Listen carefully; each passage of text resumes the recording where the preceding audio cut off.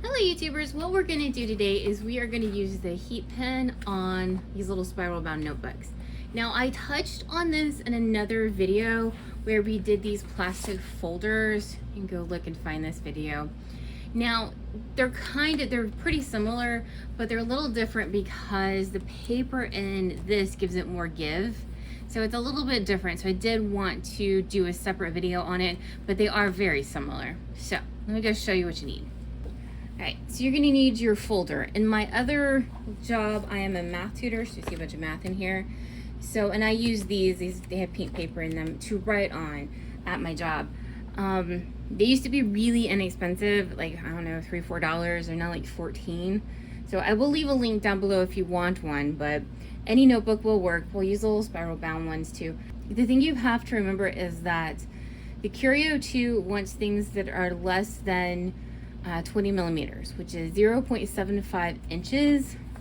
So you can get yourself, these are calipers, and make sure that your item is going to fit. My battery's dead, but normally there's a digital display in here to help. So you just put it at 0.7 over here and make sure that your notebook is going to fit in there. So first up, you'll need your notebook. Also, this one, when I did it, it's not been used. So none of the paper has been written on. These are going to be a little bit easier to use, and I think probably give you a bit more uniformed feel because the paper hasn't been written on and fluffed up.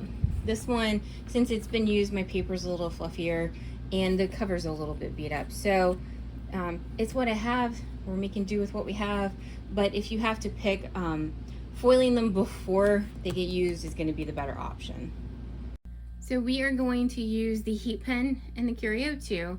We're going to use the fat tip. Like I've said in all my other videos, the fat tip is what I think is the best at filling in designs entirely in the foil. You could also set something up with a foil quill. I haven't done it, but in theory it should work if you don't have this or don't want to spend the money on this. Then we are going to hope to use the Spellbinders Foil because I don't know how big the design will be.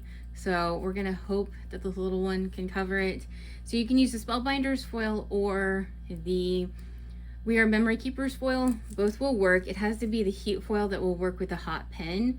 You can also obviously use Silhouette's foil that comes with this. There's just more colors out there than the silver and the gold that come in the kit.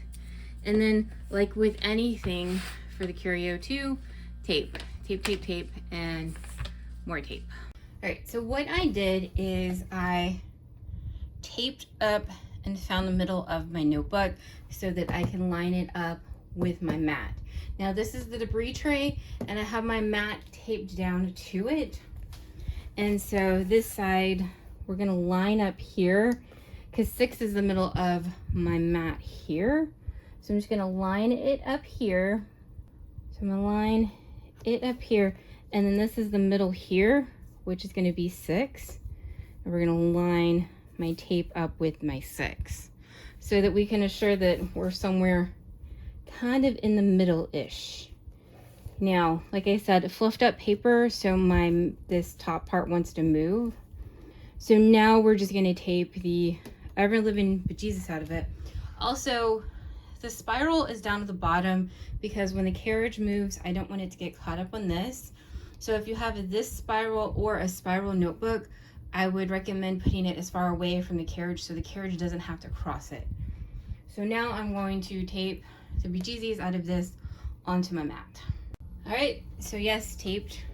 You want to make sure it doesn't move because we're going to put a lot of pressure on this. So you don't want it to move when you push it. And then I took off 3 out of the 4 pieces. I'm going to leave this here just in case I forget where the middle of my notebook is while I'm yapping to y'all.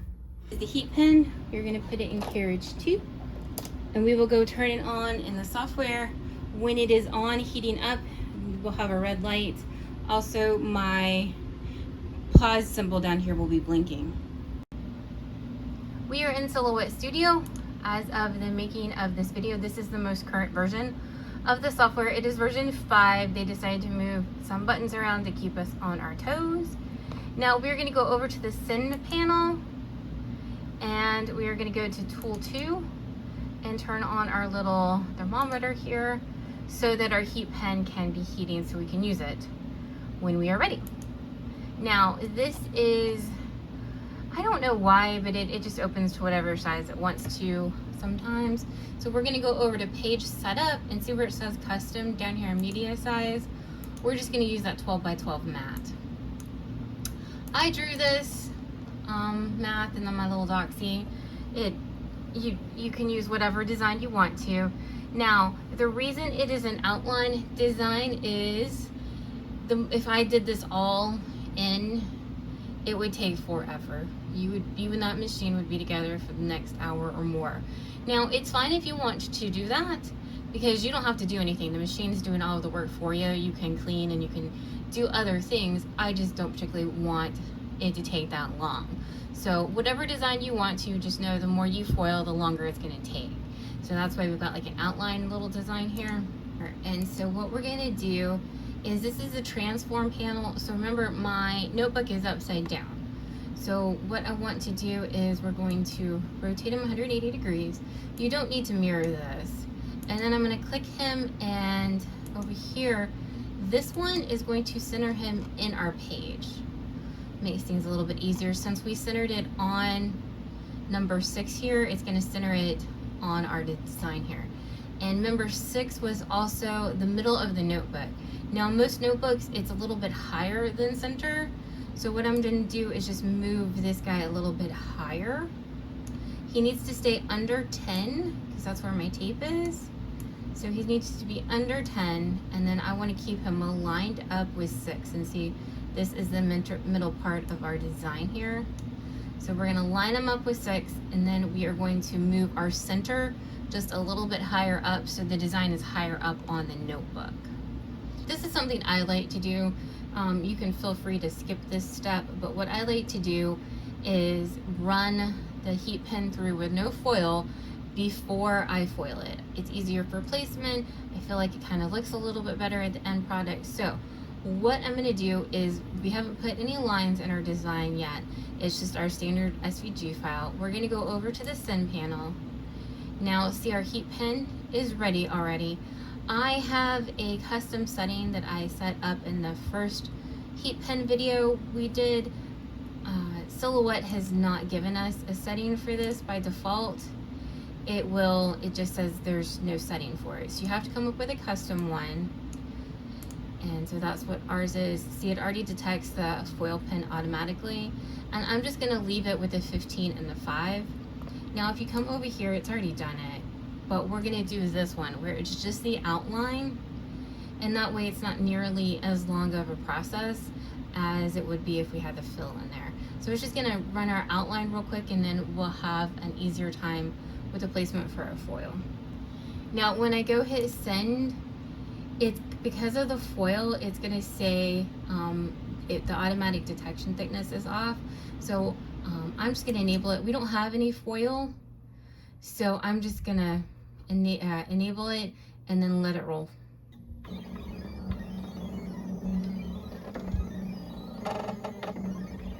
All right, so you can see where my outline is, and I'm happy I did this because, per usual, I made this much bigger than I kind of intended it to be. So I had to go get the big piece of foil out here. And now what I'm gonna do is put the foil on top of our markings here. And do not tape over the foil. It cannot foil over tape.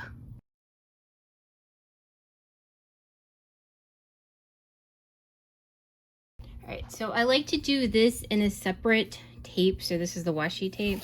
I also have a ceiling fan above me, which makes this a little bit more tricky because the foil is very thin and wants to fly away.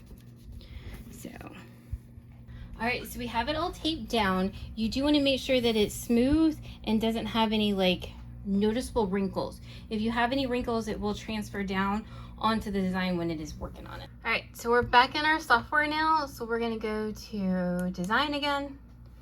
Now they moved our specialty tools. They're down here now. So we're gonna open them up. Now this first one feels really right. This one right here. But what happens is it doesn't put the line around it. So you will go slowly insane as you listen to your machine go, as it picks up every single time. It's maddening. So Do not recommend. Come over here to the heat pen. I always default back to this one because it puts in the most lines. It also takes the longest amount of time. So depending on your design, the UJ Arch, I did this one because it makes the concentric circles and it kind of works well for that arch. So we're gonna move this guy down here. I see we do that one, so it's not quite as close as it can be, but it's pretty clear. There we go. That way they're not, maybe it'll take a little bit less time because I did end up making this design a bit bigger than I thought it would be. So now we're gonna go to the sun panel. It doesn't matter, but you can select, and we're gonna use all of the lines. It doesn't really matter, it's gonna do it either way. And now over here, I'm going to increase my force up to 17. I'm gonna do 17 first and see how it looks. The reason being is that with that paper and the soft squish, the 15 just isn't enough force and it won't come off, it won't transfer completely. Considering mine is a used notebook and the paper is really fluffy, we might end up having to do a second pass at like 18. We'll see. On the brand new notebook, I just did 17. We're in tool 2, which is a lot of force. So we're gonna default to less force to start with, and then we can always do a second pass at more force if needed. We're gonna hit the sun panel.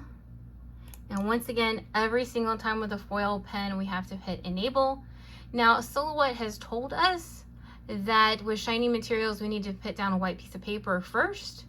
So that is what I am going to do. I've never tested it. I just taken Silhouette at their word. So we're gonna go over to the machine. I'm gonna hit send and I'm gonna show you the white piece of paper we put down, and then it'll go. All right, so this is just a back of a piece of paper here. So we're just gonna put it here because I know, because we did that first test run, that's where it's gonna start. So that way it can come read our depth and then gut working. So I'm gonna hit send.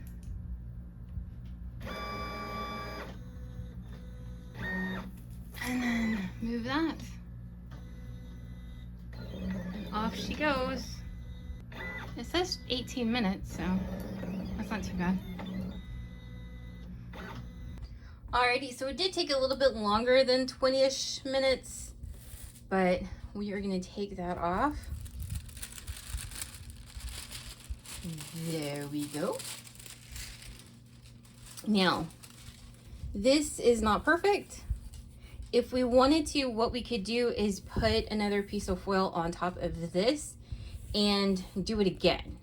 We are not, for a couple reasons. One, I think I'm running out of the pink foil. Two, this is an old notebook. I'm just not gonna waste the resources on doing it again.